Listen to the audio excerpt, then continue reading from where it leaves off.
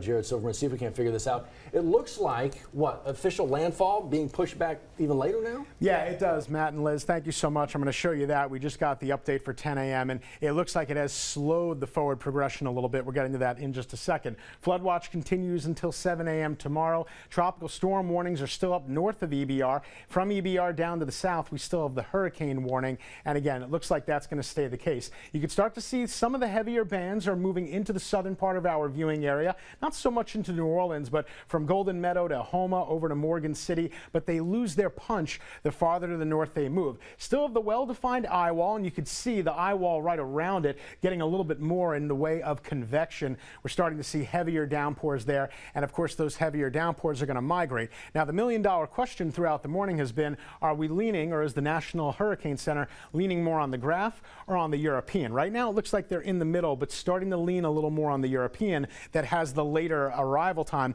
But even the Futurecast graph is starting to show a slightly later arrival time too. So now it's looking like it's going to be late afternoon, early evening that we finally get it onto the coast. Meanwhile, it still looks like the graph wants to put all of the worst weather a little bit closer towards the New Orleans area, not so much right in the immediate Baton Rouge, and then everything starts to clear on out of here. So before getting to that updated track, let me show you how the models have changed a little bit. Look at Cocodrie. This is at 4 p.m. So the graph model has slowed down a little bit. I still think landfall is probably going to be a little bit later than what you're seeing here, but at 4 p.m. definitely knocking on the doorstep. That's the 80-mile-per-hour gust. Now remember, because this is the graph model is going to show that the winds are a lot worse in the New Orleans area and not quite as bad for us in the Baton Rouge area. Now the reason is they've got the center circulation angling a little bit farther away from us. That's what the graph says. The European says something a little bit different. First, let's start with the arrival time of the European. The European is closer to 7 p.m. and I'm going to show you the new track, which is also closer. So right now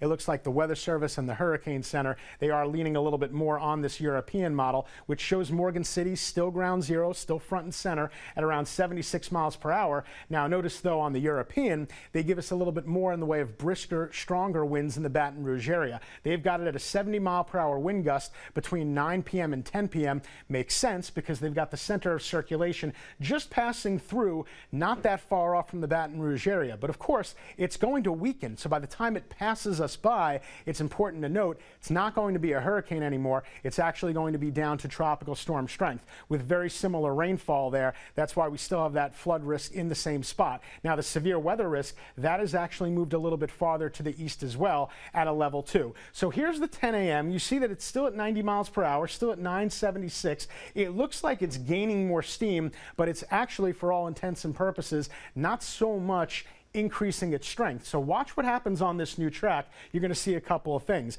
The first thing you're going to see is they've actually removed the number 2. So now right before it makes landfall, they actually have it maintaining as a 1. So now the thinking is it's either going to remain as a 1 or it might very briefly just barely cross that threshold. It would have to be over 95 miles per hour to get to Cat 2. It would be a very low end. And now look at this. That's Wednesday at 7 p.m. So like I mentioned, it looks like the National Hurricane Center is leaning a little bit more towards the European, a little bit away from the graph model, which for us in Baton Rouge is kind of a good news, bad news scenario. Good news because it hopefully won't be quite as strong and only a 1 and maybe a tropical storm when it passes us. The not so good news for Baton Rouge is the European model. Remember, that's the model that's got the center circulation a little bit closer to our neck of the woods. So we really start to take a closer look here, and it looks like the area of Morgan City is still very close, and it should be around a Category 1 at that time, and it's going to take off a lot faster beyond that point. We've seen these tracks move east and east and east.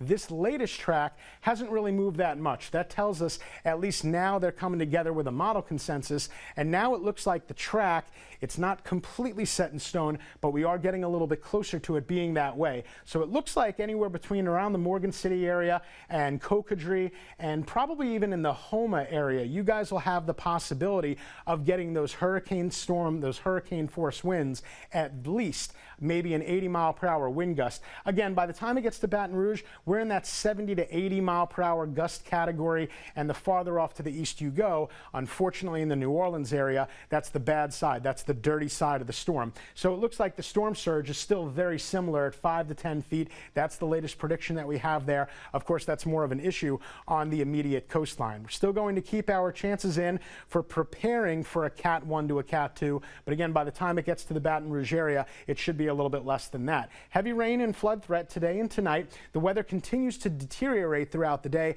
especially as we get into the afternoon. So hopefully you've done everything you need to do to prep, and now you can just kind of calm down and hunker down. Hurricane force winds are still going to be possible, but the weather improves very, very rapidly Thursday morning. By daybreak, I think we're good to go, and this thing is a thing of the past. The other silver lining, the temperatures, they should stay in the upper 70s throughout the day today. So even if we do unfortunately lose some power, at least we don't have that brutal heat outside. Then we're going to keep you pumped up to an 80% chance, and after midnight, we're going to quickly taper that all the way down to 0, close enough that when we get to Thursday, we can get rid of the red, we can get rid of the first alert weather day, which we've done, and we can probably even get rid of that 40% and knock that down a little bit before we start opening the door to nicer weather, but unfortunately hotter weather too. So again, the main thing we'll focus on are the wind speeds, the possibility of power outages that we're going to get. But Matt and Liz, the bottom line here is that the 10 a.m. update, we have not seen it intensify, and in fact now the track keeps it as a Category 1, so I guess we can call that a small victory, you guys.